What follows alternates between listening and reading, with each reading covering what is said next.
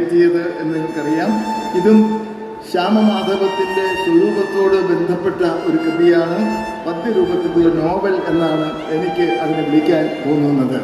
മഹത്തായിട്ടുള്ള അധികാരവും വ്യക്തിയും തമ്മിലുള്ള ആ ഒരു ഏറ്റുമുട്ടൽ എന്ന് ഞാൻ പറയുന്നില്ല, എങ്കിലും സംഘർഷത്തിൻ്റെ നിമിഷങ്ങൾ അവതരിപ്പിക്കുന്ന, ധർമ്മത്തെ പുനർനിർവചിക്കുന്ന ഏറ്റവും മനോഹരമായ ഒരു കാവ്യ ആഖ്യായിക ആണ് അദ്ദേഹത്തിൻ്റെ ഈ ഗ്രന്ഥം, രൗദ്ര സാത്വികം എന്ന ഈ പുസ്തകം. കുട്ടികൾ ഈ പേരുകളൊക്കെ മറന്നു പോകരുത് എന്ന് ഓർത്തിട്ടാണ് കുഞ്ഞുങ്ങൾക്ക് വേണ്ടി ഞാൻ പറയുന്നത്.